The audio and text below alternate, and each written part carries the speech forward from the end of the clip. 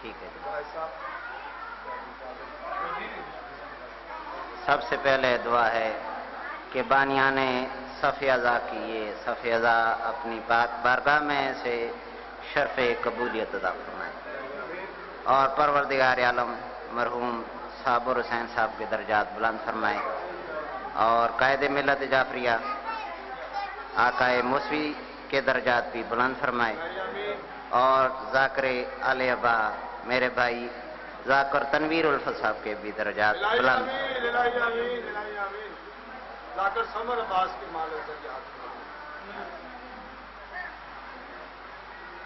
شجاعت کا صدف مینارہ الماس کہتے ہیں.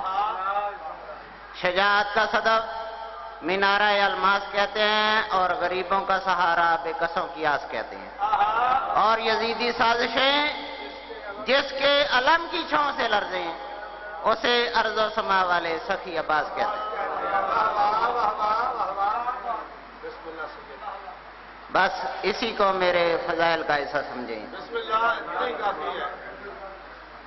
بس ایسا ہی عباس آ جائے اور کہے مولا کیا مجھے جنگ کی اجازت ہے؟ کہا عباس تم میری فوج کی علمدار. فناظرا یمیناً و شمالاً، میرے مولا نے کبھی دائیں دیکھا کبھی بائیں دیکھا اور کہا کہ مولا وہ لشکر کہاں ہے جس کا میں علمدار ہوں؟ کہا عباس کچھ بھی ہو میں تمہیں اجازت نہیں دوں گا. آ کے خیمے کے دروازے پہ بیٹھ گئے. ابھی بیٹھے ہی تھے نا کہ اندر سے شہزادی معصومہ کی آواز آئی کہ پھوپھی اماں میں بہت پیاسی ہوں. کہا جیسے ہی سننا تھا نا میرے آقا اٹھ کھڑے ہوئے اور معصومہ سے جا کے کہا کہ بابا کے سامنے صرف اتنا جا کے کہہ دینا کہ میں بہت پیاسی ہوں. ایک مرتبہ میری آقا زادی کو چچا نے اٹھایا اور میرے آقا نے جب مولا عباس کو آتے ہوئے دیکھا نا تو کہا عباس ابھی میں نے تجھے اجازت دے دی اور معصومہ سے فرمایا کہ ابھی تو چچا کو اجازت دلوا رہی ہو نا لیکن کل کیا ہوگا جب رائے کوفہ و شام میں ظالم تمہیں تماچے ماریں گے، ظالم تیرے گوشوارے نوچیں گے. بس عزادارو مل گئی میرے آقا کو اجازت. ایک مرتبہ نہر فرات پہ آتے ہیں اور میرے آقا نہر فرات خالی کراتے ہیں لیکن مشق پر کر کے جب واپس آتے ہیں تو ایک ظالم کہتا ہے عباس آپ جنگ میں مصروف ہیں ذرا پیچھے مڑ کے دیکھیں آپ کے خیموں کو آگ لگ گئی. بس عزادارو ایک مرتبہ میرے آقا نے مڑ کے دیکھا تو ایک ظالم نے ایسا وار کیا میرے آقا کا دائنا بازو قلم ہوا. اب آقا نے مشق کو بائیں بازو میں ڈالا لیکن ایک اور ظالم نے چھپ کر وار کیا اور میرے آقا کا بائیں بازو بھی قلم ہوا. اب میرے آقا نے کہا کہ مجھے زندہ خیام تک نہ لے جانا.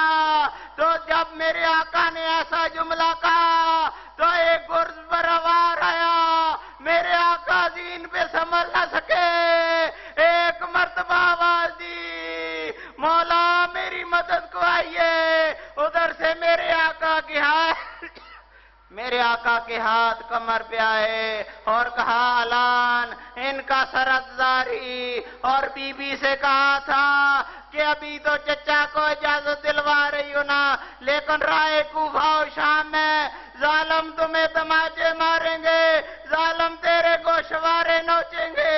تو اس چچا کو بہت یاد کرے گی. یہی تو وجہ ہے کہ جب بھی شمر کا تماچا بڑھتا جب بھی شمر کا تازیانہ بڑھتا ایک مرتبہ میری آقا زادی نوکے نیزہ کے اوپر چچا کے سر کو دیکھتی اور کہتی تھی واہ ماؤ واہ باسا چچا میری مدد کے لیے آ جا، بس میری مدد کے لیے آ جا. لعنت اللہ علی القوم الظالمین.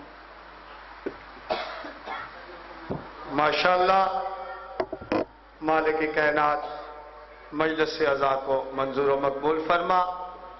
آمین کہا کریں. آج ہم کسی کے لیے آمین کہیں گے، کل کوئی ہمارے لیے آمین کہیں گے. مجلس اعضا کو منظور و مقبول فرما. بانیان کی صحیح و محنت لنگر نیاز خرچ اخراجات اپنی بارگاہ میں بہترین عبادت میں شمار فرما۔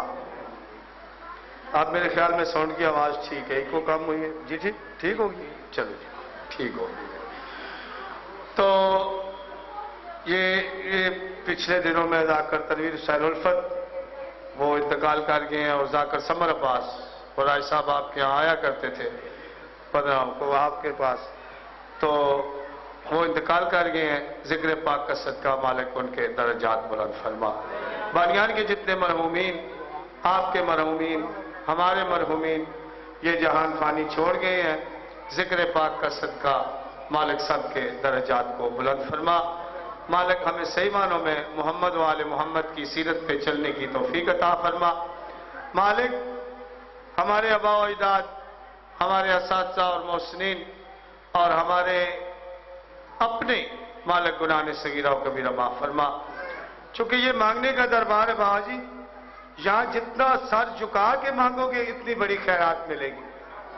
یہاں کہ جس نے تکبر کیا، سر اٹھانے کی کوشش کی، وہ شیطان بنا۔ جس نے سر جھکا لیا وہ سلیمان بنا۔ سلیمان نہیں، سلیمان علیہ السلام بنا۔ ٹھیک ہے جی، یہ بہت لجپال دروازہ ہے۔ کیا خوب لکھا کسی نے، گناہگار ہو کتنا نجات ملتی ہے، گناہگار ہو کتنا نجات ملتی ہے، میرے حسین کی اللہ سے بات ملتی ہے۔